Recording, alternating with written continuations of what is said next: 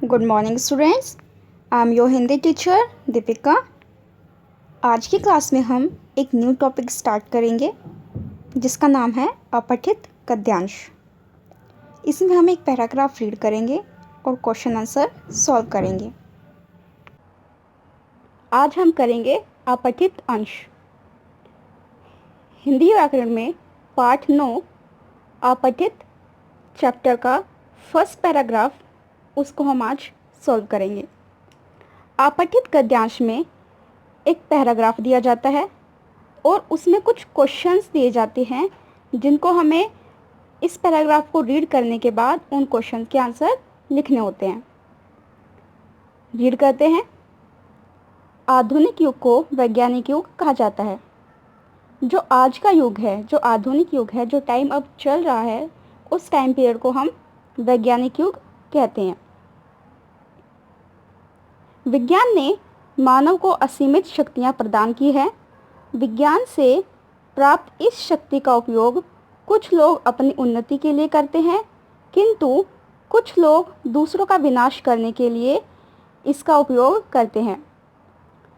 तो विज्ञान से जो हमें असीमित मीन्स जिसकी कोई सीमा नहीं है, जो हमें असीमित शक्तियाँ प्रदान हुई हैं, उन शक्तियों का कुछ लोग अपनी या अपने देश की, अपने लोगों की उन्नति यानी कि उनकी प्रगति के लिए इनका प्रयोग करते हैं। साथ ही कुछ दूसरे तरह के लोग वो इन शक्तियों का प्रयोग दूसरों का विनाश करने के लिए करते हैं। विज्ञान की शक्ति प्राप्त करके प्रत्येक व्यक्ति, समूह अथवा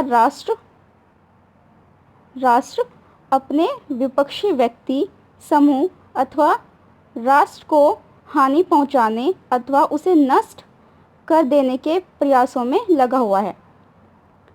जो विज्ञान की शक्ति हमें प्राप्त हो जाती है तो उसके बाद मानव क्या करता है, कुछ व्यक्ति अपने दूसरे व्यक्तियों को या अपने से दूसरे अपोजिट समूह को या कोई देश दूसरे देश को जो उनके अपोजिट होते हैं उनको हानि पहुंचाने या उनको नष्ट करने के लिए इन शक्तियों का प्रयोग करते हैं।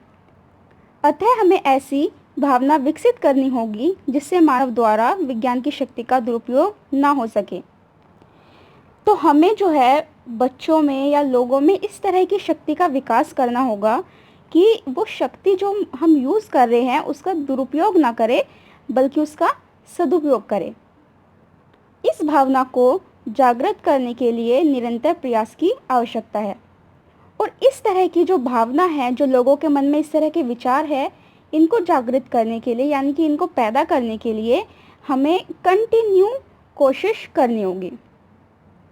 तो ये था हमारा पैराग्राफ। अब हम पढ़ते हैं क्वेश्चन। फर्स्ट क्वेश्चन, आज का युग कैसा युग है? आप वीडियो को पॉज कीजिए और क्वेश्चन को पढ़ने के बाद आंसर ढूंढने की कोशिश कीजिए। उसके बाद फिर आप वीडियो को स्टार्ट करके आंसर को देखिएगा।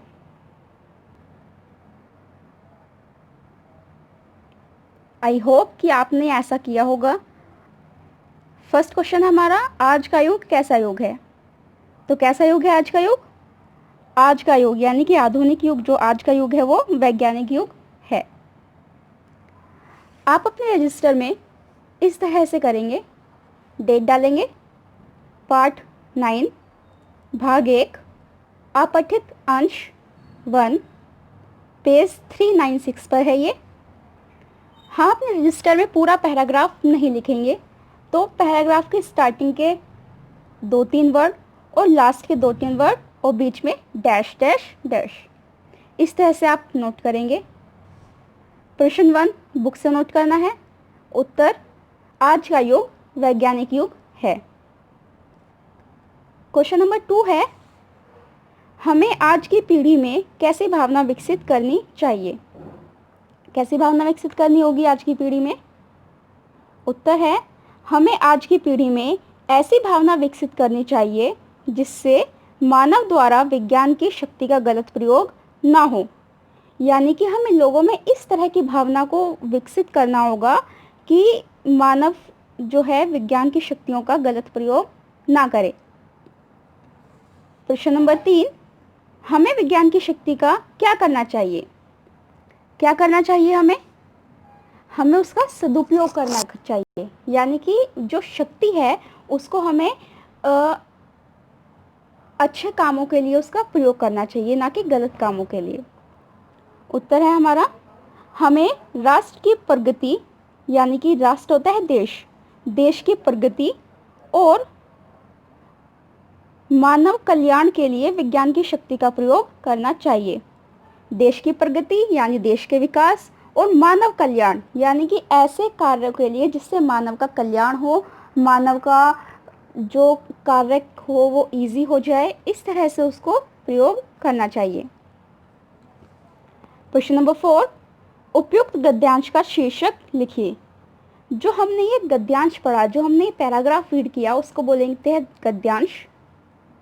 इसका हमें शीर्षक बताना है कि इसकी क्या हेडिंग हो सकती है।